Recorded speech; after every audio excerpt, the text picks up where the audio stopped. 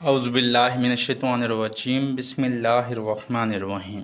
अस्सलामु अलैकुम dear aspirants, welcome back to the learner groups, जहाँ सिर्फ हम CSS एग्ज़ाम की तैयारी नहीं करते बल्कि CSS एग्ज़ाम को क्रैक करने और पास पेपर्स को हल करना सीखते हैं और उनसे सीखते हैं कि कैसे हल करना है एग्ज़ाम में पेपर्स को। तो क्या आप जानते हैं कि पाकिस्तान 2030 तक यूनाइटेड नेशन के सस्टेनेबल डेवलपमेंट गोल्स अचीव नहीं कर पाएगा? क्यों?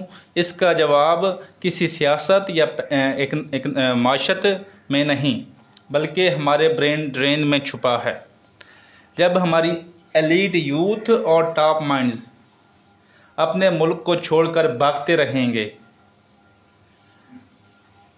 अगर जब ये छोड़कर भागते हैं तो ये पुश और पुल फैक्टर्स सिर्फ लोगों को नहीं बदलते बल्कि पूरे मुल्क के स्ट्रक्चर गोल्स को तबाह कर देते हैं। जब ये मुल्क को छोड़कर जाते हैं तो ये पूरे मुल्क के स्ट्रक्चर गोल्स को तबाह कर देते हैं। तो इसलिए आज हमने जो सेलेक्ट किया, टॉपिक ऑफ डिस्कशन सेलेक्ट किया है, वो है CSS करंट अफेयर्स 2026 का क्वेश्चन नंबर 3, जो है Pakistan brain drains is equal to unable to achieve sustainable development goals 2030। ठीक है, तो सबसे पहले क्वेश्चन को हम एनालाइज करते हैं। क्वेश्चन क्या है? Brain drains threatens Pakistan ability to achieve its sustainable goals by 2030। Threaten खतरा है पाकिस्तान की एबिलिटी को। Write a comprehensive note on the causes and consequences of the brain drain, कि काजेज लिखनी है, कंसिक्वेंसेज लिखने of the brain drain from the Pakistan. ठीक है, focusing on its impacts on the achieving sustainable development goals, you may choose 3 sustainable development goals for answering this questions. इस answer को देने के लिए आप में से कोई से 3 सेलेक्ट कर सकते हैं। तो ठीक है, हम इसको पहले क्वेश्चन की आउटलाइन बनाते हैं कि हमने इसको अटैम्प्ट कैसे करना है। आउटलाइन बनने का ये फ़ायदा होता है कि आपको बार बार क्वेश्चन नहीं देखना पड़ता। जब आउटलाइन बनाई और क्वेश्चन स्टार्ट कर दिया, तो सबसे पहले हम देखेंगे ब्रेन ड्रेन को देखेंगे। तो डेफिनेशन ऑफ ब्रेन ड्रेन देखेंगे पहले, ताकि होता क्या है। ब्रेन ड्रेन की डेफिनेशन देखेंगे, उसके बाद उसका करंट स्टेटस देखेंगे, पाकिस्तान का जो करंट स्टेटस क्या है ब्रेन ड्रेन का, वो देखेंगे।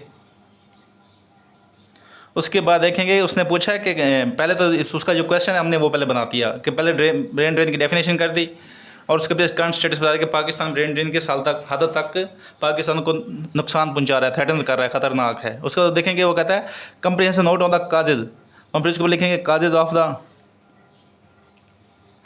Causes of the brain drain देखेंगे। उसके बाद उसने पूछा है कंसिक्वेंसेज भी बताओ, कंसिक्वेंसेज ऑफ ब्रेन ड्रेन, वो हम डिस्कस करेंगे। उसके बाद उसने कहा है कि फोकसिंग ऑन इट्स इम्पैक्ट्स, उस पर इम्पैक्ट्स बताने हैं on achieving sustainable development goals, और उसने कहा है कि कोई से तीन आपने बताने हैं। तो पहले काजेज़ की कंसिक्वेंस आप देखते हैं सस्टेनेबल डेवलपमेंट गोल्स कौन कौन से हैं। तो सबसे पहले मैंने 3 सेलेक्ट किए हैं, वो है सस्टेनेबल डेवलपमेंट गोल नंबर 3, जो है गुड हेल्थ एंड वेलबीइंग। इसी तरह मैंने सेलेक्ट किया है sustainable development goal number 4, education के बारे, क्वालिटी ऑफ एजुकेशन, और उसके बाद सस्टेनेबल डेवलपमेंट गोल, इसको मैं डिटेल में जब बताऊंगा फिर आप अभी टाइम वेस्ट होगा ना। तो question number sustainable development select किया है 8, वो है decent work and economic growth. ये हो गया, ये 3 हम सस्टेनेबल डेवलपमेंट गोल डिस्कस करेंगे। और इसके बाद उसने जो काजेज पूछे, कंसेप्ट पूछ लिए, तो हमेशा आपने उसके बाद हम देखेंगे क्रिटिकल एनालिसिस करेंगे। क्रिटिकल एनालिसिस जो होता है ये आपको हमेशा 2 नंबर एक्स्ट्रा लेके देता है, तो इसलिए आपने हमेशा 20 नंबर के क्वेश्चन में हमेशा क्रिटिकल एनालिसिस देना है। अगर उसने पॉजिटिव पॉइंट्स पूछे तो आपने नेगेटिव बताने हैं, अगर उसने नेगेटिव पूछा तो आपने पॉजिटिव बताने हैं। अगर दोनों नहीं पूछा तो आपने उसके नेगेटिव और पॉजिटिव दोनों पॉइंट्स एक पैराग्राफ में लिखना है, और आपका एक पैराग्राफ 8 से 10 लाइन पर मुश्तमिल होगा, जो आपको मैक्सिमम 2 नंबर प्लस में देगा किसी भी एग्जाम में। उसके बाद उसने काजेज कंसिक्वेंसेज, उसके बाद हम बताएंगे इसका वे फॉरवर्ड छोटा सा होगा, लेकिन आपने बताना जरूरत है क्योंकि उसने पूछा है, पूछे ना पूछे आपने हमेशा वे फॉरवर्ड बताना है। तो इस 1 2 3 4 5 6 7 8 8 हेडिंग से गिरता हमारा जो है क्वेश्चन आंसर होगा। तो अगर आप हमारे चैनल पर न्यू हैं तो हमारे द लर्नर ग्रुप को सब्सक्राइब कर लें, और हमारी वीडियो अगर आपको पसंद आए तो इसको लाइक करें, और अगर आप कमेंट सेक्शन में बताएं कि आपको वीडियो कैसी लगी, और अगर आपको अच्छी लगी तो वेल एंड गुड, अगर अच्छी नहीं लगी तो इसमें कौन सी इंप्रूवमेंट्स कर सकते हैं वो हमें बताएं। उसके बाद अपने उन दोस्तों के साथ शेयर करें जो CSS या PMS की तैयारी कर रहे हैं। तो ये हो गया हमारी आउटलाइन। अभी स्टार्ट करते हैं अपनी एग्ज़ाम, अपना क्वेश्चन स्टार्ट करते हैं। सबसे पहले देखते हैं डेफिनेशन। मार्कर्स मैंने देख लो, एक ब्लैक यूज़ करता हूँ, एक ब्लू यूज़ करता हूँ। ब्लू होता है मेन हेडिंग्स के लिए और ब्लैक होती है स्मॉल हेडिंग्स के लिए। तो आप इस्तेमाल करेंगे डेफिनेशन। पहले डेफिनेशन आप नोट डाउन कर लें, मैं बोल रहा हूँ। Refers to the large scale migration, क्या है? माइग्रेशन है, large scale migration of professionals such as doctors, engineers, IT experts and academics to developed countries. Migration कहाँ कर रहे हैं? To developed countries.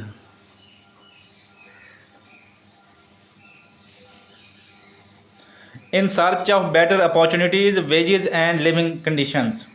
दोबारा नोट डाउन कर लें, दोबारा इसको वेरीफाई कर लें। Brain drains refer to the large scale migration of professionals such as doctors, engineers, IT experts and academics में professors and researchers to developed countries in search of better opportunities, wages and better living conditions. ठीक हो गया?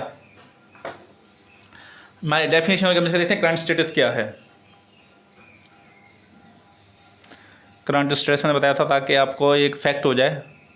CSS exam में facts और figure बहुत important रखते हैं, इसलिए मैं आपको हर पॉइंट पे हर एक हेडिंग का एक वो फैक्ट्स दूंगा या कोटेशन दूंगा, ताकि आपको एग्ज़ाम में फैक्ट्स फिगर की कमी ना हो। तो सबसे करंट स्टेटस क्या है कि bureau of immigration and overseas employment, bureau of immigration and overseas employment Pakistan के मुताबिक 2022 से 2026 के दरमियान, 2022 में से 2026 के दरमियान 2.9 million Pakistani migrated developed countries. और ये जो 2.9 मिलियन ये हाई प्रोफेशनल लोग, इसमें अनस्किल्ड लोग नहीं हैं, इसमें जो है स्किल्ड लोग हैं। इसमें वो आपकी जो डंकी लगा जाता है वो भी शामिल नहीं है, सिर्फ ये जो लीगली गए हैं और प्रोफेशनल यानी एक्सपर्ट लोग गए हैं वो हैं। 2.29 लाख लोग जो इस दौर में गए, 2004 सालों में 29 लाख हमने IT एक्सपर्ट्स, डॉक्टर, इंजीनियर को लॉस किया है। तो इसमें जो एक्सपर्ट्स लोग हैं, उसके बाद जो हमारी डेस्टिनेशंस हैं,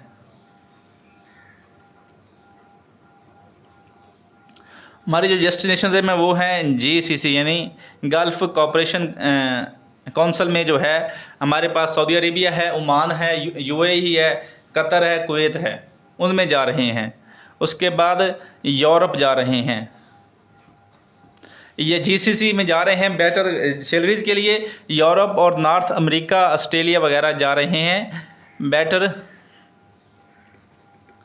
फॉर परमानेंट रेजिडेंसी के लिए। यहाँ सिर्फ जा रहे हैं बेटर अपॉर्चुनिटीज़ के लिए, वेजेस के लिए। लेकिन यहाँ जो जा रहे हैं, यूरोप जा रहा है या नॉर्थ अमेरिका, यानी अमेरिका जा रहे हैं या फिर ऑस्ट्रेलिया जा रहे हैं, तो ये सिर्फ यहाँ बेटर कंडीशंस के लिए, यहाँ परमानेंट रेजिडेंस लेने के लिए जा रही हैं। ठीक हो गया? तो ये हमारा करंट स्टेटस हो गया। अभी हम देखते हैं काजेज यानी push and pull factors of. तो मेन काजेज देखते हैं, काजेज क्या हैं, बेसिक काजेज क्या हैं। Causes behind brain drain in Pakistan.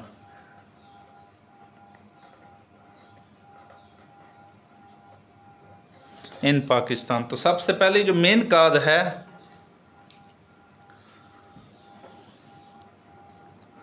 वो है इकोनॉमिक पुश फैक्टर। पाकिस्तान का जो पाकिस्तान में जो इनकन्सिस्टेंट पॉलिसीज़ हैं, उसके बाद इन्फ्लेशन हैं, उसके बाद पोवर वेजेस हैं, उसके बाद जो पहले नंबर पे जो डिवैल्यू ऑफ पहले नंबर पे है जो इकोनॉमिक पुश फैक्टर हैं वो है आपकी इन्फ्लेशन, हाई इन्फ्लेशन है पाकिस्तान में। उसके बाद डिवैल्यूएशन रुपी है।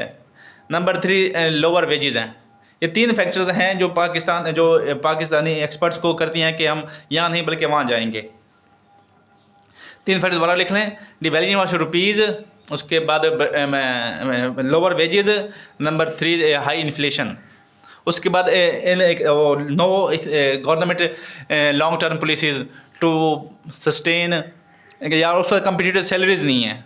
ये 3 फैक्टर्स हो गए जिसकी वजह से ब्रेन ड्रेन हो रहा है। तो इसके बारे में फैक्ट नोट कर लें, double digit inflation combine with limited fiscal space has shrunk real wages by the over 30% in recent years. Economic survey कह रहा है कि double digit inflation combine with limited fiscal space has shrunk, यानी कम कर दिया real wages की, जो उसकी जो कमी कम कर दिया ओवर 30%। कि अगर किसी बंदे की 100 रुपये फीस तनख्वाह थी तो 70 रुपये रह गई। क्यों? इन्फ्लेशन की वजह से इन रिसेंट ईयर्स, जिसकी वजह से परचेज पावर भी कम हुई है। तो ये कौन कह रहा है? ये पाकिस्तान इकोनॉमिक सर्वे कह रहा है। नंबर 2 जो काज है वो है political instability. Political instability and governance failures. Political instability का ऐसे इम्पैक्ट है कि इनकी पॉलिसी जो हैं, पॉलिटिकल इंस्टेबिलिटी की वजह आती ये है कि इनकी पॉलिसी जो है इनकन्सिस्टेंट पॉलिसीज़ होती हैं, inconsistent policies of the government, inconsistent policies होती हैं। उसके बाद ये वो कहते हैं तनख्वाहें, उसके बाद इनकी अपनी अयाशियाँ हैं। जैसे हुकूमत चेंज होती है तो वो अपनी नई पॉलिसीज़ लेके आ जाती हैं। उसके बाद ये long term planning, no long term planning for experts, no long term planning इनकी नहीं होती, जिसकी वजह से जो एक्सपर्ट्स होते हैं उनको बेटर तनख्वाहें नहीं मिल पाती। और गवर्नेंस फेलियर्स में जो है वो है lake of meritocracy, lake of meritocracy,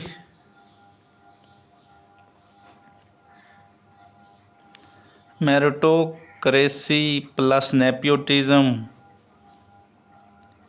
plus corruption.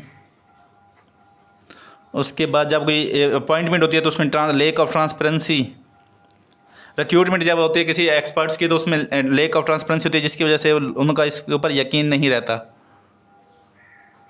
सही है। तो ये वजूहत हैं। इनकन्सिस्टेंट पॉलिसी में गवर्नमेंट हो गई, लॉन्ग टर्म प्लानिंग नहीं होती इनके पास, lack of meritocracy, nepotism, corruption और लेक ऑफ ट्रांसपेरेंसी, ये चीज़ें हैं जो पुश फैक्टर्स हैं। इसके बारे में फैक्ट नोट कर लें, exclusive institutions that lack meritocracy inevitably लाजमी trigger a flight of human and financial capital. Exclusive institutions that lack meritocracy, जिनमें मेरिटोक्रेसी कम होती है, इनएविटेबली क्या होती है, ये नोट करने इसके पहले, inevitably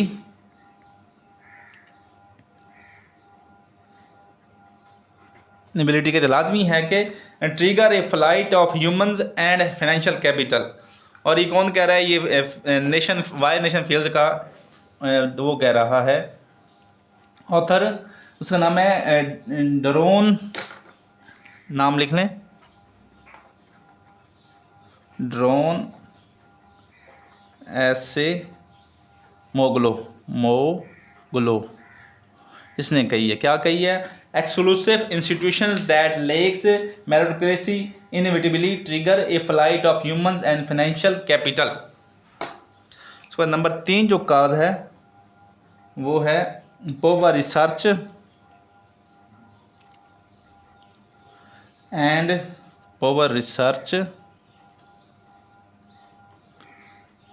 and innovation ecosystem. Innovation ecosystem. Pakistan में जो इंडस्ट्री है और यूनिवर्सिटीज़ के दरमियान इंटरलिंक बहुत कम है, जिसकी वजह से प्रॉपर रिसर्च नहीं हो पाती, क्योंकि जो भी रिसर्च होती है मोस्टली रिसर्च स्पॉन्सर्ड होती है by industries. Research is sponsored by industries या गवर्नमेंट। लेकिन पाकिस्तान में जो रिसर्च के ऊपर से लेस देन 1% जो होता है, लेस देन 1% जो जीडीपी इस्तेमाल होती है वो होती है, लेस देन 1% जो होता है जीडीपी इस रिसर्च पे इस्तेमाल होती है। लेकिन पाकिस्तान में जब रिसर्च नहीं हो पाती तो जो हाई माइंड होते हैं, जो टॉप माइंड होते हैं, वो इस इन्वायरमेंट से तंग आकर फ़ौरन की तरफ भाग जाते हैं। उसमें इनोवेशन का सिस्टम नहीं है। वो कहते हैं कि जैसा सिस्टम चल रहा है इसको चलने दो, जैसा सिस्टम चल रहा है इसको चलने दो, इसमें कोई तब्दीली नहीं। जैसे वो कहता है कि आप इंजीनियर्स हैं, ये डॉक्टर इंजीनियर जो होते हैं ये जाके क्या करते हैं, इंजीनियर जाके इंडस्ट्री में मैनेजर्स का काम शुरू कर देते हैं, यानी मैनेजिंग शुरू कर देते हैं, मैनेजर का काम शुरू कर देते हैं। बंदों की ये कहते हैं कि ये कलर का काम शुरू जाके कर देते हैं, इनका काम होता है इंजीनियर मॉडिफिकेशन करना। लेकिन वो कहते हैं कि नहीं, बेचारों के पास, वो कहते हैं इनको पास पहले इनको फंड्स नहीं मिलता, लेक ऑफ फंड्स होता है, लेक ऑफ फंड। उसके बाद इनको उसके ऊपर वो तनख्वाह नहीं देगा, रिसर्च एंड डेवलप नहीं करते तो इसके ऊपर काम नहीं करते। तो इसके बारे में फैक्ट नोट करना है आप। Pakistan a lots less than 0.3% of GDP towards research and development. Pakistan a lots less than 0.3% of GDP towards research and development. South Korea 3 to 4% of GDP spend on research and development. ये साउथ कोरिया 3 से 4% अपनी GDP वो करता है और research वो spend करता है, लेकिन पाकिस्तान 0.3% करता है। उसके बाद नंबर 4 जो है काज है वो है security concerns and quality of life. Quality of life से क्या मुराद है? पहले सिक्योरिटी क्वालिटी ऑफ लाइफ बाद में आते हैं, पहले देखते हैं सिक्योरिटी कंसर्न्स। सिक्योरिटी कंसर्न्स क्या है कि पाकिस्तान में टेररिज्म है, उसके बाद जो बाद एक्सट्रीमिज़म भी देखने को मिलता है, उसके बाद स्ट्रीट क्राइम्स हैं, no rule of law. Security concern जो हैं ये नो रूल ऑफ लॉ, ये चीज़ें हो गई सिक्योरिटी कंसर्न में। आपको टेररिज्म है, उसके बाद एक्सट्रीमिज़म है, स्ट्रीट क्राइम्स हैं, उसके बाद तो ये हो गई आपकी 4 चीज़ें होगी। सिक्योरिटी कंसर्न में क्वालिटी ऑफ लाइफ में आपका होता है कि पोवर है हमारी, वो जो पोवर एयर क्वालिटी है, जिसकी वजह से हमारी जो लाइफ एक्सपेक्टेंसी है वो कम होती जा रही है, पोवर एयर क्वालिटी। उसके बाद रोड्स जो हैं हमारे, रोड्स पोवर हैं। उसके बाद करप्शन है, कोई भी सरकारी काम करवाना है तो आपको पहले करप्शन देनी पड़ेगी, करप्शन है। उसके बाद नो प्रॉपर स्टैंडर्ड के स्कूल नहीं है, बच्चों के लिए उस स्टैंडर्ड के स्कूल नहीं है, स्टैंडर्ड लिविंग स्टैंडर्ड जो है वो लाइफ का वो डेवलप कंट्री से कम है। इसलिए ये चीज़ें भी हैं जो ब्रेन ड्रेनिंग की वजूहात बनती हैं ना। इसका फैक्ट नोट कर लें आप।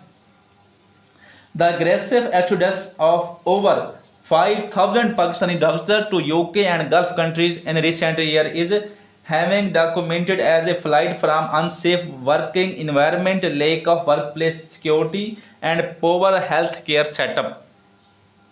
कहता है कि द अग्रेसिव एक्सोडस यानी brain drain of over 5,000 Pakistani doctors to UK and Gulf countries in recent year is having documented as a flight from, कि उन्होंने भागना चाहा है कि from unsafe working environment, lack of work place security and poor health setup. ठीक हो गया। Number 5 क्या है? नंबर 5 जो काज है वो है global push factor, pull factors. Global pull factor कौन कौन से हैं? सबसे पहला जो जो डेवलप कंट्रीज़ हैं उनमें क्या हो रही है, डीपॉपुलेशन हो रही है। डेवलप कंट्रीज़ में क्या हो रही है, डीपॉपुलेशन। अगर आपने मेरा लेक्चर देखना है डीपॉपुलेशन पे, तो हमारा इसके ऊपर इम्पैक्ट्स ऑफ डीपॉपुलेशन पे हमारा क्वेश्चन नंबर 8 प्ले लिस्ट में है, उसको आपको दे सकते हैं। यूरोप डेवलप कंट्रीज़ में क्या हो रही है, डीपॉपुलेशन हो रही है। इसलिए वो क्या कर रहे हैं, ये जो अपने वो सर्विसेज को पूरा करने के लिए या वर्क फोर्स को पूरा करने के लिए रिलैक्स पॉलिसीज़ बना रहे हैं, रिलैक्स इमिग्रेशन पॉलिसीज़ बना रहे हैं, ताकि ज़्यादा से ज़्यादा बंदे हमारे पास आएँ। रिलैक्स इमिग्रेशन पॉलिसीज़ हैं उनकी, डेवलप कंट्रीज़ की। उसके बाद उनका जो लिविंग स्टैंडर्ड है, वो लिविंग लाइफ स्टाइल है, लिविंग स्टैंडर्ड है, वो भी अच्छा है। उसके बाद उनकी जो वो बेटर वेजेस भी हैं। उसके बाद उनको PR यानी वहाँ का परमानेंट रेजिडेंट्स मिलने के चांसेस भी हैं।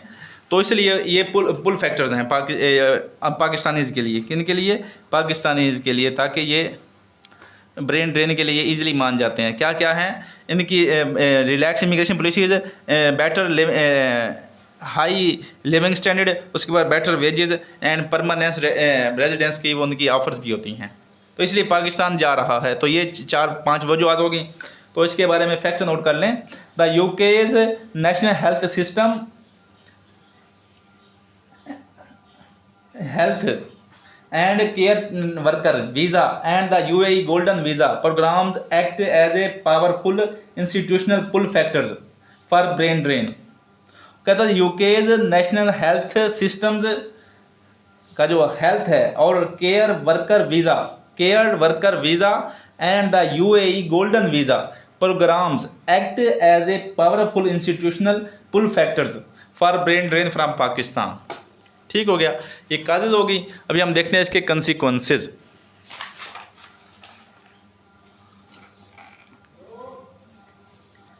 इसके कंसिक्वेंसेस देखते हैं।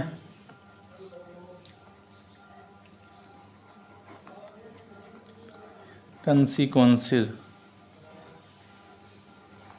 Of brain drain. Brain drain के क्या कंसिक्वेंसेस हैं पाकिस्तान के ऊपर। सबसे जो पहला जो इम्पैक्ट आ रहा है वो है human capital depreciation. Human capital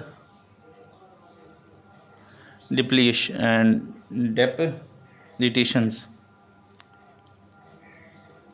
कहते हैं पहले भी पाकिस्तान जो है वो उसके अंदर पोवर ह्यूमन कैपिटल है, क्योंकि पाकिस्तान जो है 2% ऑफ GDP एजुकेशन पे इन्वेस्ट करता है और 1.5% हेल्थ पे इन्वेस्ट करता है। तो उसकी वजह से जो पहले हमारे पास जो ह्यूमन डेवलपमेंट इंडेक्स है वो कम है। लेकिन ब्रेन ड्रेन की वजह से ये मज़ीद इनकी जो अच्छे हो भी जाते हैं, कुछ जिनका हाइयर है ह्यूमन डेवलपमेंट इंडेक्स है, जिन शहरों का ह्यूमन डेवलपमेंट इंडेक्स अच्छा है, तो वो क्या हो रहे हैं, वो ब्रेन ड्रेन हो रहे हैं। जिसकी वजह से हमारे पास ह्यूमन कैपिटल की यानी एक्सपर्ट बंदों की कमी हो रही है। हमारे पास एक्सपर्ट डॉक्टर्स नहीं हैं, इंजीनियर्स नहीं हैं, वो IT प्रोफेशनल्स नहीं हैं, हमारा प्रोफेसर्स नहीं है, रिसर्चर्स नहीं हैं। ह्यूमन कैपिटल की क्या हो रही है, डिप्लेशन हो रही है। ठीक हो गया, ये हो गया इम्पैक्ट। इसका फैक्ट नोट कर लें। तो वो कहता है कि इसका फैक्ट नोट कर लें, over 763,000 Pakistanis registered for overseas employment in 2025। यानी 2025 में सिर्फ 2025 में 763,000 लोगों ने ओवरसीज एम्प्लॉयमेंट की अप्लाई किया। और ये किसका फैक्ट है, ये bureau of immigration and overseas employment का फैक्ट है। इसको नोट कर लें, bureau of immigration and overseas employment. वो कहता है कि इससे भी ज़्यादा 763,000 लोगों ने 2015 में अप्लाई किया। किसके लिए, ओवरसीज़ एम्प्लॉयमेंट के लिए। तो इतना जब बंदा जाएगा, जो ये जा रहे हैं, ये सारे एक्सपर्ट्स जा रहे हैं, तो हमारे पास क्या बचेगा, हमारे पास वही जो निकम्मे आदमी होंगे वो बचेंगे। नंबर 2 जो इम्पैक्ट आ रहा है वो आ रहा है weak public service delivery. Weak public service delivery में ये है कि जब एक बंदा एक्सपर्ट है, एजुकेशन में एक्सपर्ट है, ठीक है, तो अच्छे से बच्चों को पढ़ाएगा। एक अच्छा डॉक्टर है तो बच्चों अच्छे से बंदे को जस्टिस करेगा, पब्लिक सर्विस डिलीवरी देगा। लेकिन क्योंकि हमारे पास जो है इनएफिशिएंट लोग हैं, जो एक्सपर्ट्स हो चले गए, तो इनएफिशिएंट जो बंदे हैं वो हमारे पास हमें वो लीड कर रहे हैं। इनएफिशिएंट में डॉक्टर्स हैं, इंजीनियर्स हैं, रिसर्चर्स हैं, आईटी एक्सपर्ट्स हैं, या प्रोफेशनल्स हैं, या टीचर्स हैं। तो जिसकी वजह से हमारी जो है पोवर सर्विस डिलीवरी जो है इनएफिशिएंट की वजह से जो है सर्विस डिलीवरी वो कम हो रही है। पब्लिक सर्विस डिलीवरी जो है हमारी वो कम वीक हो रही है या कमज़ोर हो रही है।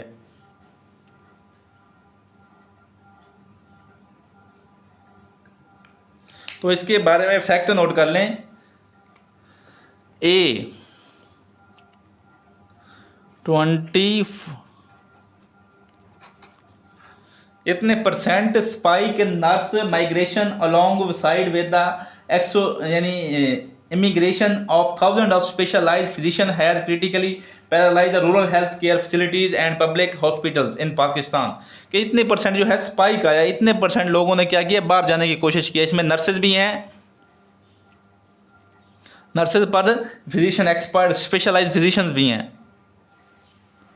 Specialised physicians.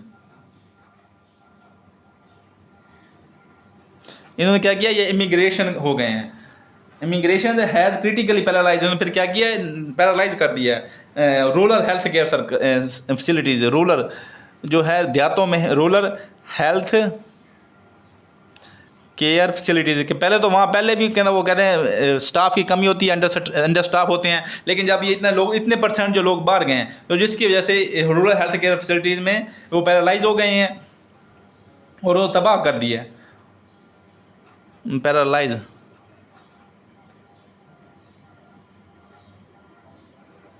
पैरालाइज कर देना, ठीक हो गया। तो नंबर तीसरा जो है फैक्ट है वो है इकोनॉमिक स्लो डाउन।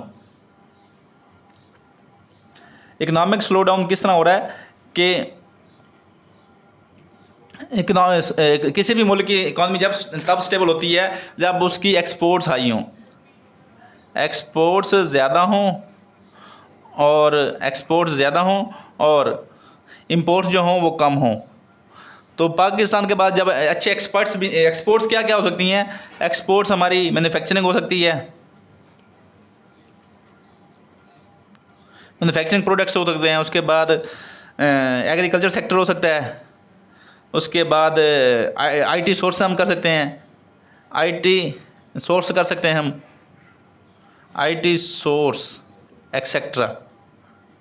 लेकिन जब हमारे पास एक्सपर्ट्स नहीं हैं तो हम क्या एक्सपोर्ट करेंगे, हम सिर्फ एग्रीकल्चर एक्सपोर्ट करें, वो भी लो क्वालिटी थक्कर किस्म के जो हैं एग्रीकल्चर प्रोडक्ट्स हम वो एक्सपोर्ट कर रहे हैं, जिसकी वजह से हमारी सिर्फ जो जस्ट एक्सपोर्ट है वो है $30 बिलियन। पूरे मुल्क की जो है एक्सपोर्ट्स वो कितनी है, $30 बिलियन है। इतनी तो हमारी 37 बिलियन जो है हमारी, इतनी तो हमारी वो रेमिटेंस से पैसा आ रहा है। जो हमारी एक्सपोर्ट्स हैं वो इसलिए एक्सपोर्ट्स कम हैं क्योंकि हमारे पास अच्छे रिसर्चर्स नहीं हैं, उसके बाद इंजीनियर्स नहीं हैं अच्छे,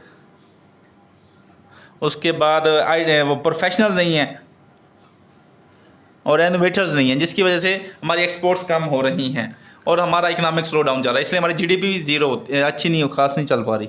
तो इसके बारे में फैक्ट नोट कर लें आप, बल्कि छोड़ें इसको। उसके बाद नंबर 4 है डिपेंडेंसी और remittances. Dependency on the remittances, remittances पे हमारी डिपेंडेंसी बढ़ रही है, चाहे हम एज ए कंट्री हैं, एज ए पब्लिक हैं, या हम एज ए कंट्री हैं, हम इस पर डिपेंडेंसी हमारी इसके ऊपर बढ़ चुकी है। वो बोला कैसे कि एज ए पब्लिक वो कहता है कि क्या करते हो, सिंपल सा सवाल। वो कहता है आप क्या करते हो, कहता है मैं कुछ नहीं करता। वो कहता है क्यों, घर कैसे चलता है, वो कहता है मेरा भाई बाहर होता है। तो वो कहता है एक भाई के बाहर होने से पूरा ख़ानदान वो क्या करता है, अयाशी करता है। तो इसलिए हमारा वो कहता है कि हम उस पर डिपेंडेंस हैं, कि वो कहता है कि हमें हमारे पास। और एज ए कंट्री क्या है कि हम टैक्सेशन पूरी नहीं करते, एक्सपोर्ट्स नहीं करते, उसके बाद कस्टम्स को इम्प्रूव नहीं करते। क्यों? क्योंकि हमारे पास जो है जो क्राइसिस है, for example current account deficit है, या बैलेंस ऑफ पेमेंट्स क्राइसिस है, या फिर हमने कोई डेप्ट सर्विसिंग करनी है, तो उसके लिए हम कहाँ से पैसे लेते हैं, वो हमें रेमिटेंसेस से आ जाते हैं। तो हमारी उसके ऊपर डिपेंडेंसी हो चुकी है। कोरोना के दिनों में हमें इंतहाई क्राइसिस का सामना करना जब हमारी रेमिटेंस कम हो गई थी। तो इसका यही फैक्ट है कि हमारा ये हल, इसको हम कहते हैं डच डिजीज़ कहते हैं, कि सिर्फ एक सेक्टर में हमने फोकस किया हुआ है सिर्फ रेमिटेंसेस पर, और बाकी हमारी जो मैन्युफैक्चरिंग है या एग्रीकल्चर सेक्टर है जो मेन इंपॉर्टेंट है वो दोनों इग्नोर हो रही हैं। डायरेक्ट डिजीज़ होगी, उसके बाद वो ये फैक्ट दोबारा नोट कर लें कि 30 बिलियन जो हमारी है वो सिर्फ पूरे मुल्क की एक्सपोर्ट्स हैं, और 37% हमारी जो है रेमिटेंसेज हैं। तो अभी हम डिस्कस कर लेते हैं अपना ये 4 कंसिक्वेंस, 5 हमने काजे लिखे हैं और 4 हमने कंसिक्वेंसेज दे दिए। अभी हम देखते हैं उसका जो 3 जो है सस्टेनेबल डेवलपमेंट गोल्स की बात कर रहा था वो हम डिस्कस कर लेते हैं। तो इसमें सबसे पहले करते हैं सस्टेनेबल डेवलपमेंट गोल नंबर 3 जो है good health and well being of the individuals, well being of individuals. कि सस्टेनेबल डेवलपमेंट जो गोल 8 है वो कहता है कि हर बंदे के पास अच्छी हेल्थ हो और उसकी वेल बीइंग हो। ये हो गया। डॉक्टर टू पेशेंट रेशियो जो होती है वो कहता है कि वर्ल्ड हेल्थ ऑर्गेनाइजेशन के मुताबिक हर मुल्क की अपनी एक स्टैंडर्ड होता है, डॉक्टर टू पेशेंट रेशियो होती है। लेकिन पाकिस्तान में हम ये इसको अचीव क्यों नहीं कर पा रहे, डॉक्टर टू पेशेंट रेशियो हम अचीव नहीं कर पा रहे। क्यों? क्योंकि हमारे पास लेस क्यों है? क्योंकि हमारा ब्रेन ड्रेन हो रहा है। उसके बाद वो क्या है, इसके बाद जो रूरल एरियाज़ है उसमें क्या है, रूरल एरियाज़ में शॉर्टेज ऑफ डॉक्टर्स, जो रूरल एरियाज़ में है डॉक्टर की शॉर्टेज है, अंडर स्टाफ है क्योंकि जो एक्सपर्ट हैं ये नर्सेज हैं, जो फिजिशियन हैं या डॉक्टर्स हैं, ये सर्जन हैं, वो क्या चले गए, वो अच्छे एक्सपर्ट्स हैं, वो ब्रेन ड्रेन चले गए हैं। अच्छे नहीं भी है तो फिर भी वो ब्रेन ड्रेन के थ्रू चले गए हैं। तो हमें अंडर स्टाफ, रूरल एरिया में अंडर स्टाफ होता है।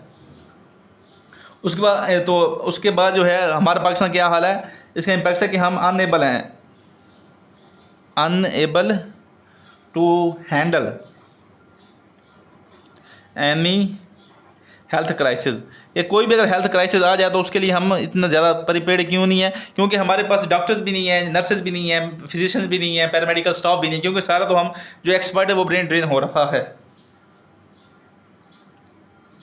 तो इसके अब इम्पैक्ट्स देख रहे हैं, इसकी वजह से क्या इम्पैक्ट्स क्या आ रहे हैं।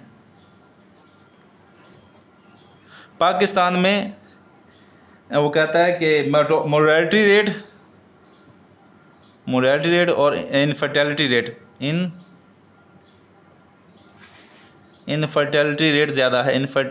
ज़्यादा है। क्यों? क्योंकि मोर्टेलिटी वजह अच्छी हमारे पास वो सर्जन नहीं है, या अच्छी हमारे पास लोकल हेल्थ वर्कर्स नहीं है, या मेडिकल स्टाफ नहीं है, जिसकी मोर्टेलिटी रेट हमारा क्या है, वो दोनों ही चीज़ें हाई हैं। कभी बच्चे मार रहे होते हैं, कभी औरतें मार रही होती हैं। ये मोस्टली ज़्यादा कहाँ होता है, ये देहातों में हो रहा होता है। उसके बाद क्या हो रहा है कि वीक पेंडिंग, और उसके बाद हमारे पास इतनी रिस्पॉन्सिबिलिटी, ये इम्पैक्ट्स हो गया। उसके बाद मोस्टली बंदों वो कहते हैं कि अन्य एक्सपर्ट होते हैं, वो कहते हैं कि सर्जन फेलियर। बाद वक़्त क्या होता है कि पब्लिक सर्विसेज में रश बहुत ज़्यादा है, पब्लिक हॉस्पिटल्स में रश बहुत ज़्यादा है। अगर हमारे पास डॉक्टर्स हों तो ये कैपेसिटी जिसको अगर हमारे पास डॉक्टर्स हों तो हम क्या कर सकते हैं, इसको प्रॉपर सर्विस डिलीवरी में इम्प्रूव, पब्लिक सर्विस डिलीवरी को इम्प्रूव कर सकते हैं। पब्लिक सर्विस डिलीवरी को इम्प्रूव कर सकते हैं अगर हमारे पास डॉक्टर्स हों। लेकिन अगर हमारे पास डॉक्टर्स नहीं है तो पब्लिक सर्विस डिलीवरी क्या है, ये स्लो डाउन है। आपने देखो कि हॉस्पिटल्स में रश ही रश है। इसकी वजह ये है कि प्राइवेट कोई डॉक्टर्स हैं नहीं, जो बैठे हैं सरकारी यही डील कर रहे हैं। ये नंबर 3 हो गया। अब हम पॉइंट करते हैं दूसरा सस्टेनेबल डेवलपमेंट गोल्स की बात करते हैं। दूसरा कौन सा है? Sustainable development goal number 4। और ये किसकी बात करता है? ये कहता है quality of education. Quality of education जो ये सस्टेनेबल डेवलपमेंट गोल बात करता है कि हर बंदे के पास क्वालिटी ऑफ एजुकेशन होनी चाहिए। क्या होनी चाहिए? क्वालिटी ऑफ एजुकेशन होनी चाहिए हर बंदे के पास। लेकिन पाकिस्तान में ये फेल है। इसकी वजह क्यों है, क्या है कि क्वालिटी डिपेंड्स स्किल्ड टीचर्स, क्योंकि डिपेंड्स करती है, क्वालिटी ऑफ एजुकेशन डिपेंड्स क्या किस पे करती है, quality teachers, skilled teachers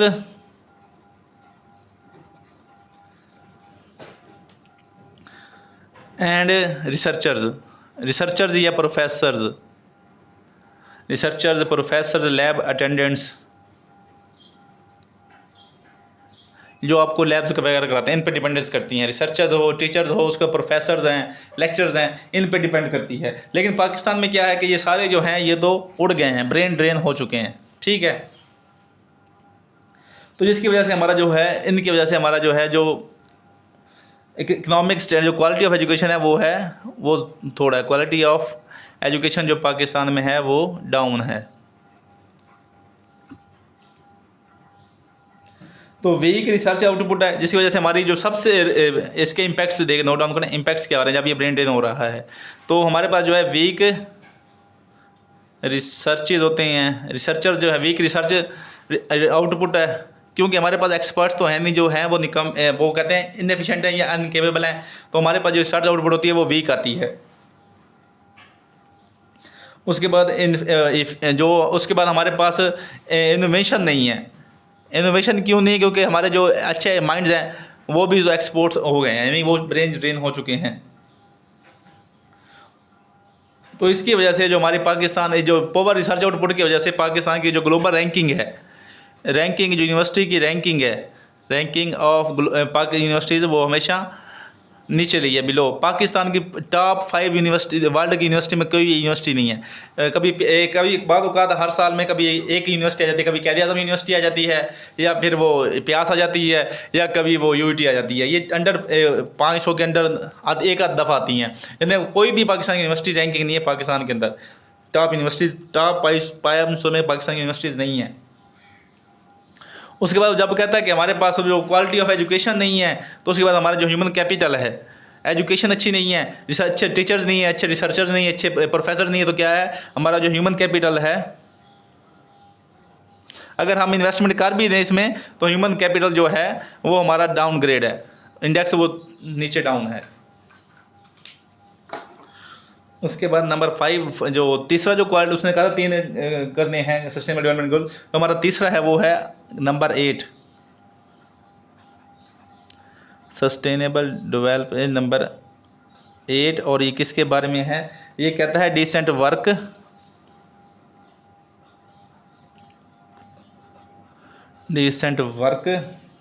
and economic growth. वो कहता है कि हर बंदे के पास काम करने के लिए डिसेंट वर्क प्लेस हो। तो पाकिस्तान में क्या हाल है, तो इन डिसेंट वर्क प्लेस के लिए हमें क्या चाहिए, रिक्वायर्ड हमें क्या चाहिए, डिसेंट वर्क प्लेस के लिए इनोवेशन चाहिए, प्लस एंटरप्रेन्योरशिपर चाहिए। उसके बाद हमें क्या चाहिए, स्किल्ड वर्क फोर्स चाहिए, skilled work force economic growth के लिए। इकोनॉमिक ग्रोथ के लिए हमें क्या क्या चाहिए, इनोवेशन चाहिए, ताकि हमारी जो हमारे प्रोडक्ट्स अच्छे हों, उनमें क्वालिटी हो, जिसकी वजह से हमें बाहर की अच्छी चीज़ें मिलें। इसी मिसाल मैं आपको समझा देता हूँ कि आपके पास चावल हैं, चावल वैसे आईफोन में इनोवेशन आती है ना हर साल। इसकी इनोवेशन की आपको बेहतर मिसाल देता हूँ कि चावल है, पाकिस्तान कितने मन चावल बेचेगा तो उसको एक आईफोन इंपोर्ट कर सकता है। इसकी मिसाल यही है, अगर हमारे पास इनोवेशन होगी तो हम भी कोई आईफोन वगैरह या अच्छे क्वालिटी का राइस बनाएंगे तो हमें आईफोन से नहीं, इसके जो रेट ज़्यादा हो जाएगा। तो इसके लिए इनोवेशन चाहिए। एंटरप्रेन्योरशिप इसलिए चाहिए होती है कि ताकि इससे हमें मज़ीद जॉब्स प्रोवाइड करें। जब जॉब्स बढ़ेंगी तो वो कहता है कि इकोनॉमिक ग्रोथ भी बढ़ेगी। उसके बाद हमें इसके लिए एंटरप्रेन्योरशिप के लिए हमें क्या चाहिए, स्किल्ड वर्कफोर्स चाहिए। लेकिन जो हमारे पास है वो क्या है, जो अच्छे इनोवेटर्स हैं वो एक्सपोर्ट हो चुके हैं, और जो अच्छे वो हैं ये भी एक्सपोर्ट हो चुके हैं, और जो स्किल्ड लेबर फोर्स है ये भी और हमारी एक्सपोर्ट हो चुकी है। तो हमारे पास है कि हमारे पास जो वो कहता है कि वो है जो वीक जो सिस्टम है, वो हमारे पास जो अनस्किल्ड लेबर है, एंटरप्रेन्योरशिप काम यहाँ क्यों नहीं करना चाहते, यहाँ वीक इकोसिस्टम है, वीक स्टार्टअप इकोसिस्टम है पाकिस्तान में, इसलिए एंटरप्रेन्योरशिप यहाँ से चले जाते हैं। जो वीक इकोनॉमिक सिस्टम है, तो जिसकी वजह से हमारे पास जो डिसेंट वर्क, तो डिसेंट वर्क प्लेस वो कहता है कि डिमांड वो करता है कि हमें डिसेंट वर्क प्लेस जो एक्सपर्ट हो, लेकिन वो कहते हैं जो निकम्मे आदमी वो कहते हैं कि जब जॉब लगी पड़ी है तो उसको क्या हम इसमें तब्दीली मांगे, हम इसमें क्या ग्रोथ मांगे, तो इसलिए वो कहते हैं कि जो डिसेंट तो वो मांगेगा ना जिसको पता कि मैं यहाँ काम नहीं करूँगा तो मुझे अच्छी जॉब मिल जाएगी। वो निकम्मे वो कहते हैं जब कहीं ना कहीं अड़े तो हुए हैं, इसलिए वो डिसेंट वर्क प्लेस की बात नहीं करते। उसके बाद वो कहते हैं कि जो है अनकेपेबल हैं, कहते हैं कि अनकेपेबल जब काम कर रहे हैं तो इसकी वजह से क्या हो रहा है, हमारी लो प्रोडक्टिविटी आ रही है, लो प्रोडक्टिविटी है।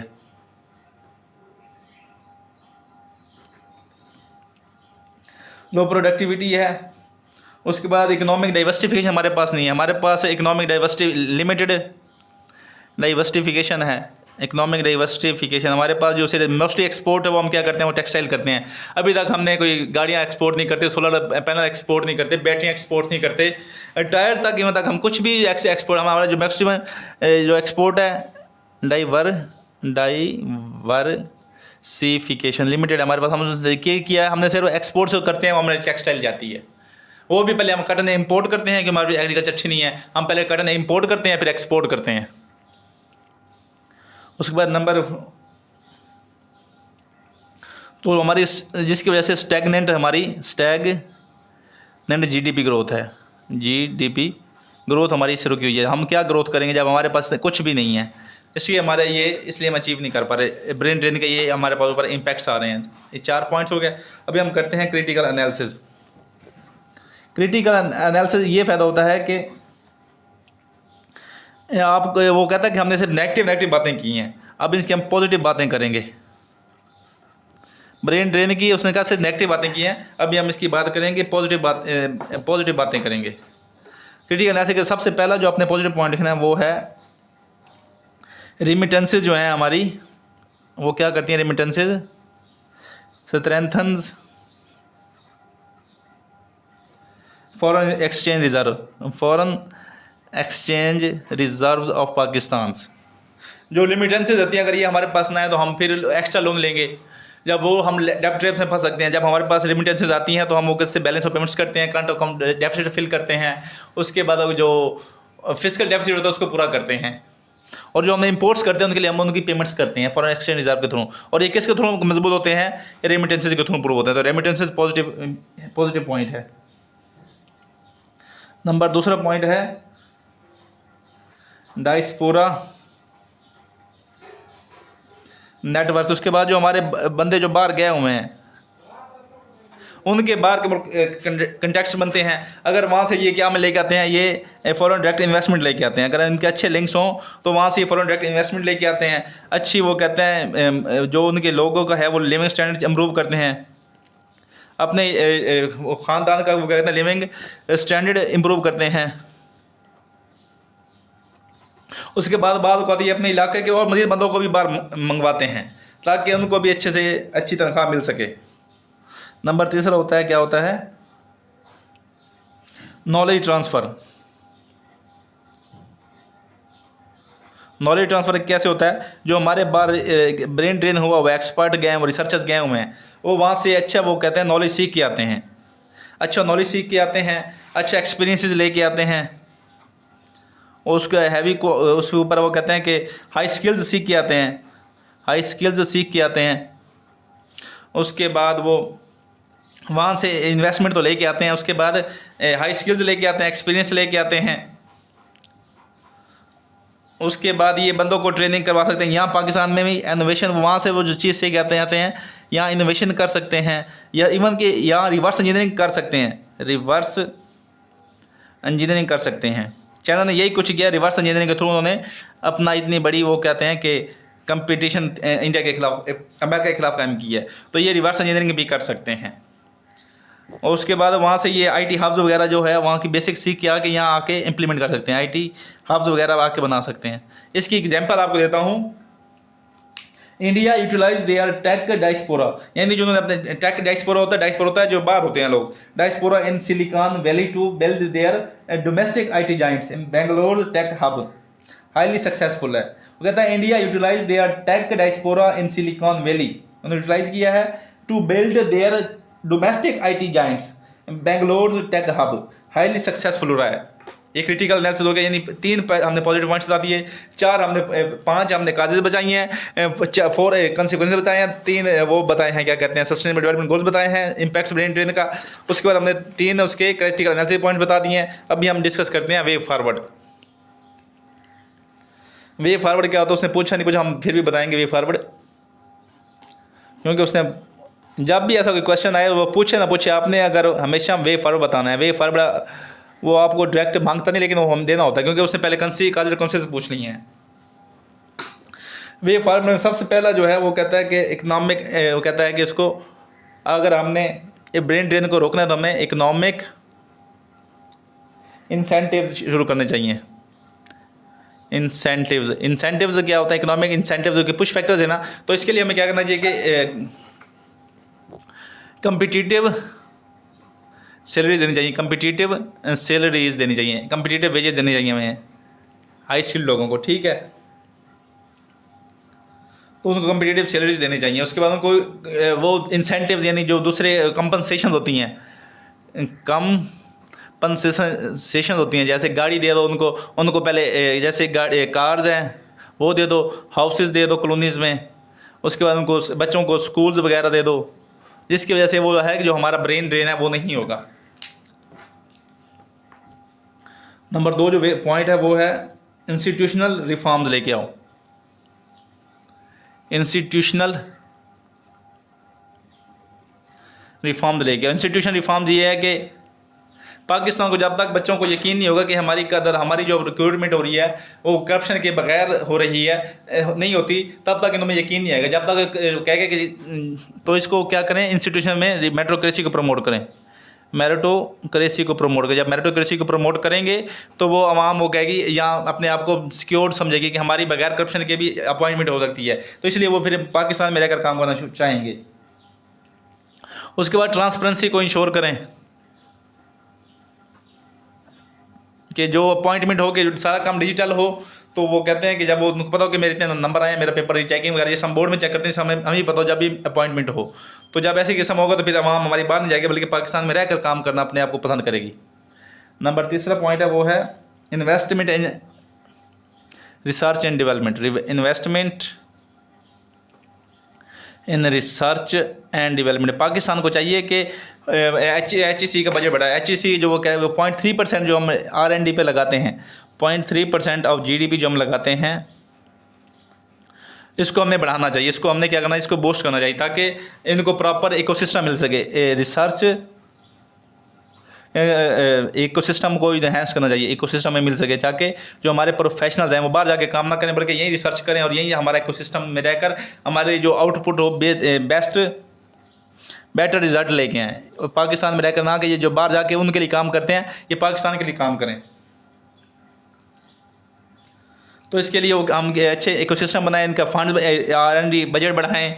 उसके बाद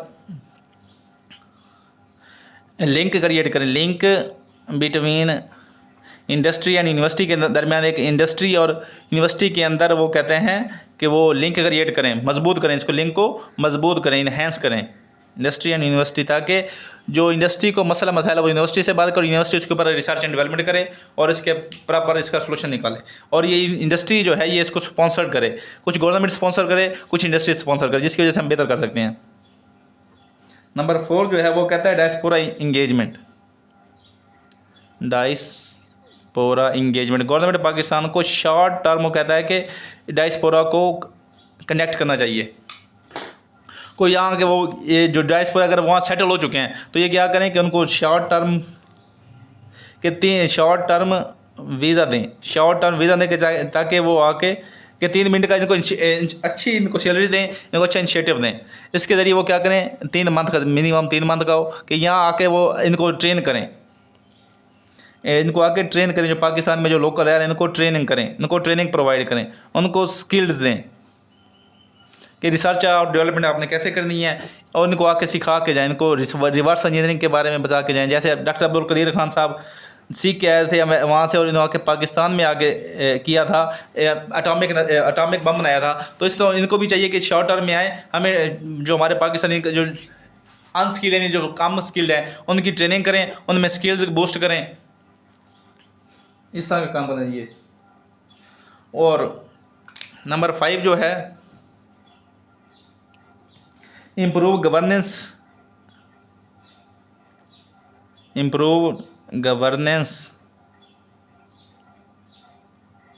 एंड स्टेबिलिटी, और स्टेबिलिटी को इंश्योर करना चाहिए। वो कहता है कि जब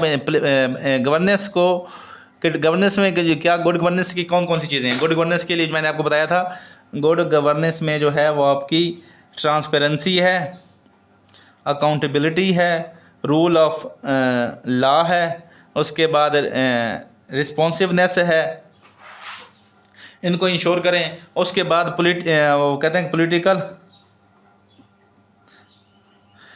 स्टेबिलिटी को इंश्योर करें, ताकि जो बार बार के जो प्रोटेस्ट होते हैं या वो जल्द से जुलूस होते हैं, पॉलिटिकल इंश्योर क्या होगा तो इसके क्या होगा, प्रोटेस्ट कम होंगे, जैसे लाइफ स्टैंडर्ड अच्छा होगा। उसके बाद जो इलेक्शन कंपेन्स कर रहे होते हैं, पूरा धरना दिया होता है, धरने वगैरह कम होंगे, इलेक्शन कंपेन्स जो होती हैं वो कम होंगी, जिसकी वजह से मुल्क अच्छे तरीके से काम कर सकेगा।